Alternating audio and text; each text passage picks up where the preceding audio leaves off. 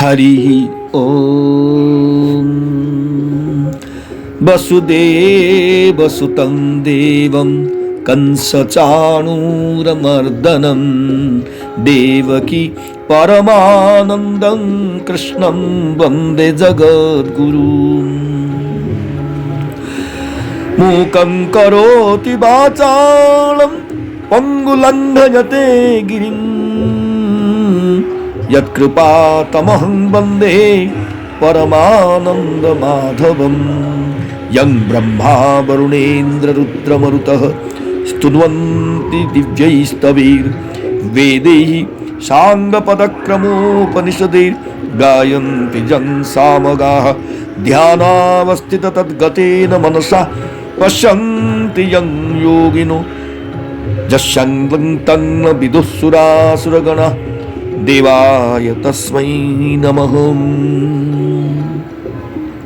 प्रत्येक मनुष्य का अपनी प्रकृति को साथ लेकर ही जन्म होता है, अतः उसे अपनी प्रकृति के अनुसार कर्म करने ही पड़ते हैं। इसीलिए भगवान श्री कृष्ण श्रीमद् भगवद गीता में प्रकृति को शुद्ध करने का उपाय बताते हैं। इंद्रियस्येन्द्रियस्यार्थे रागद्वेषौ व्यवस्थितौ तयोर्न वशमागच्छेत् तौ ह्यस्य परिपन्थिनौ। इंद्रिय के अर्थ में अर्थात प्रत्येक इंद्रिय के प्रत्येक विषय में मनुष्य के राग और द्वेष व्यवस्था से अर्थात अनुकूलता और प्रतिकूलता को लेकर स्थित है। मनुष्य को उन दोनों के बस में नहीं होना चाहिए, क्योंकि वे दोनों ही इसके पारमार्थिक मार्ग में विघ्न डालने वाले शत्रु हैं। सुख और दुख का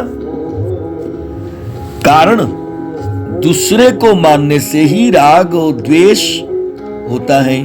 अर्थात जिसको सुख देने वाले हम मानते हैं उसमें राग हो जाता है, और जिसको दुख देने वाले मानते हैं उसमें द्वेष हो जाता है।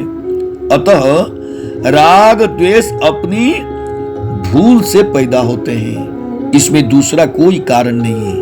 राग द्वेष होने के कारण ही संसार भगत स्वरूप नहीं दिखता है, प्रत्युत जड़ और नाशवान दिखता है। अगर राग द्वेष न हो तो जड़ता है ही नहीं, वरम सब कुछ चिन्मय परमात्मा ही है। वासुदेव सर्वमिदं। अगर मन बुद्धि में राग द्वेषादि कोई दोष पैदा हो जाए तो उसके बस में नहीं होना चाहिए, अर्थात उसके अनुसार कोई निषिद्ध क्रिया नहीं करनी चाहिए। उसके वशीभूत होकर अगर हम क्रिया व कर्म करने से क्या होता है, अगर राग द्वेष में वशीभूत होकर हम कोई क्रिया और कर्म करते हैं तो वह दोष हम में दृढ़ हो जाएगा, परंतु उसके वशीभूत होकर क्रिया न करने से एक उत्साह पैदा हो जाएगी, एक नई प्रसन्नता हम में पैदा हो जाएगी। और जैसे किसी ने हमारे से कड़वी बात कह दी पर हम क्रोध नहीं किए तो हमारे भीतर एक उत्साह प्रसन्नता अवश्य आ जाता है। तो हमें क्यों प्रसन्नता आती है कि आज तो हम बच गए हैं, परंतु इसमें अपना बल कुछ नहीं है। अपना बल को न मानकर भगवत कृपा ही माननी चाहिए। उनकी कृपा से ही हम आज बच गए, नहीं तो इसके वशीभूत हो जाते थे। इस तरह साधक को कभी भी कोई दोष दिखे तो वह उसके वशीभूत न हो और उसको अपने में ही न माने।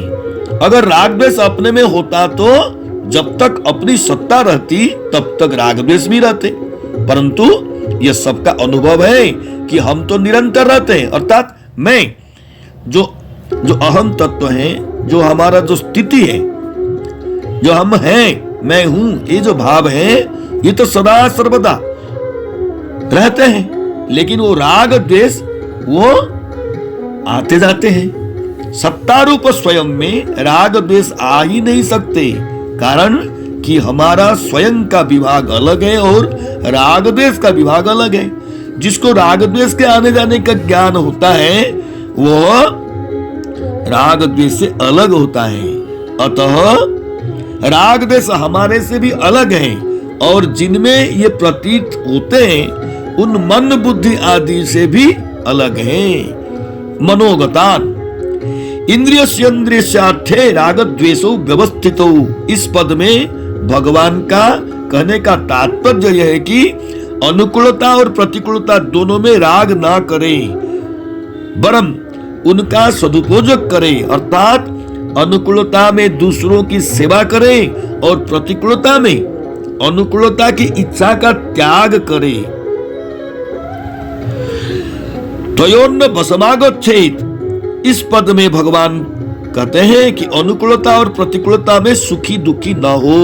सुखी दुखी होना फलासक्त होना है, और फलासक्त मनुष्य सर्वदा बंध जाते हैं।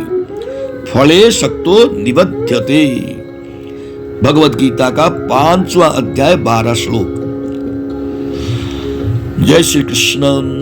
हरि ओम। जय नंदलाला दीन दयाला, जय कृष्ण जय हरे हरे। जय नंदलाला दीन दयाला, जय कृष्ण जय हरे हरे। जय नंदलाला दीन दयाला, जय कृष्ण जय हरे हरे।